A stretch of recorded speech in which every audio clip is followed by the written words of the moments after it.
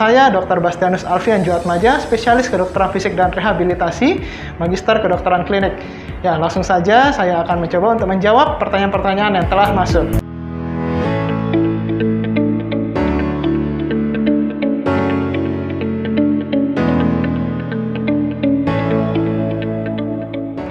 Jadi anak usia 4 tahun ini masih belum bisa bicara. Nah, jadi awalnya kita harus mengidentifikasi terlebih dahulu ya. Jadi kita harus melakukan lagi wawancara lebih mendalam atau wawancara medisnya, kemudian kita lakukan pemeriksaan fisik dan juga apabila diperlukan kita lakukan pemeriksaan penunjang.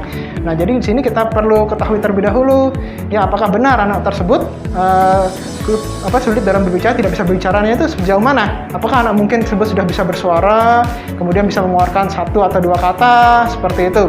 Ya, atau memang benar-benar tidak bisa sama sekali. Nah, di sini kan berbeda seperti itu. Jadi kita harus identifikasi terlebih dahulu. Dan apakah benar anak tersebut tidak bisa berbicara itu maksudnya itu keterlambatan dalam bicaranya atau bicara tidak sesuai dengan umurnya. Nah, bagaimana kita mengetahuinya secara objektif seperti itu? Atau mungkin adakah patokan-patokannya?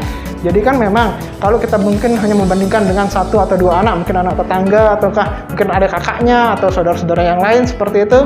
Wah, dulu si kakaknya bisa bicara pada umur sekian, tapi kok anak saya belum bisa ya. Nah, apakah memang itu sudah benar? Itu akan kita lakukan kembali dengan cara ada namanya screening tools, yaitu DDST namanya atau Developmental Screening Tools. Nah, di mana kalau pada DDST ini itu kita menggunakan yang namanya persentil. Ya, jadi di sini akan kita ketahui sebatas mana anak tersebut apakah memang benar anak tersebut mengalami keterlambatan dalam berbicara ataukah memang masih sesuai dengan usianya seperti itu. Misalnya saja kalau persentil itu dia nih misalnya dari 100 orang, ternyata dari 100 orang pada umur sekian dia seharusnya sudah bisa menggunakan 1 kata. Ternyata di DDST itu kita garis ya, kita berikan garis.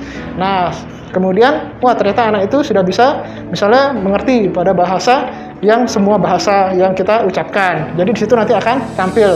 Nah, tapi jangan khawatir apabila dia misalnya masih dalam batas normal, yaitu dia masih dalam garis DDST tersebut, maka itu dikatakan masih wajar atau masih dalam batas normal. Dari 100 orang anak ada misalnya 750 anak yang bisa. Ya, itu artinya daripada persentil itu. Nah, kemudian di sini kita harus cross check kembali benar atau tidaknya anak tersebut mengalami gangguan dalam berbicara atau keterlambatan dalam berbahasa. Nah, kemudian selain itu kita perlu melakukan pemeriksaan di mana kita cek juga dari luar, yaitu dari mungkin rongga mulutnya, ya, gigi geligi, kemudian dari lidah, kemudian gerakan-gerakan daripada lidah, kemudian bagaimana gerakan daripada vocal cord atau pita suara daripada pasien, termasuk sampai dengan saluran pernapasan daripada pasien. Itu pun karena semua organ-organ tersebut berkaitan dengan proses berbicara daripada pasien.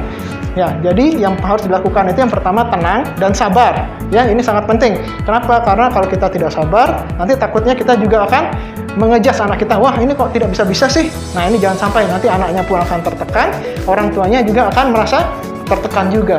Ya, jadi yang pertama itu adalah harus tenang dan sabar. Kemudian di rumah kita harus evaluasi juga apakah menggunakan berapa bahasa kah di rumah seperti itu. Ada saja yang mungkin kita menggunakan 2 atau 3 bahasa seperti itu, misalnya berbicara dengan ya suami menggunakan bahasa Indonesia, kemudian berbicara dengan mertua atau berbicara dengan teman-teman itu menggunakan bahasa yang lain atau bahasa daerah masing-masing, kemudian berbicara dengan anaknya juga menggunakan bahasa yang lain. Nah, ini akan membuat suatu kebingungan kepada anak. Jadi usahakanlah untuk menggunakan 1 bahasa terlebih dahulu.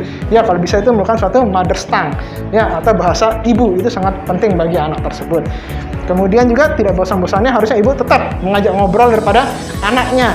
Ya, obrolan, kemudian juga apabila mengobrol, usahakan mimik wajah kita itu terlihat dengan anak secara jelas seperti itu. Jadi itulah teknik-teknik yang dapat dilakukan juga. Selain itu kita akan mengkonsulkan terlebih dahulu ke dokter, dan juga kita usahakan juga di rumah sebaik-baiknya untuk anak kita stimulasi, berikan stimulasi sebanyak mungkin untuk anak agar anak bisa berbicara. Nah, kemudian selain itu dapat juga dilakukan yang namanya oromotor sensory stimulation, di mana gampangnya itu adalah kita dapat melakukan seperti misalnya ketukan-ketukan pada bibir pada pasien atau pijatan-pijatan. Ya, pijatan-pijatan yang secara gentle, jadi tidak terlalu keras dan juga tidak terlalu pelan seperti itu. Itu pada bibir pada pasien, pada seluruh bibir pasien. Kemudian kita minta anak untuk buka mulutnya. Ya, itu dapat kita gunakan juga kasa steril. Kita lakukan pemijatan pada lidah daripada anak tersebut. Ataupun juga pada bibir bagian dalam atau pipi bagian dalam juga dapat kita gosokkan secara gentle. Melakukan semua hal tersebut secara gentle. Ya, setelah sudah belum lagi pipi. Baik, pipi juga bisa dilakukan pijatan-pijatan yang sederhana. Ya, seperti itu. Itulah teknik-teknik yang dapat kita lakukan di rumah apabila anak kita kurang berbicara.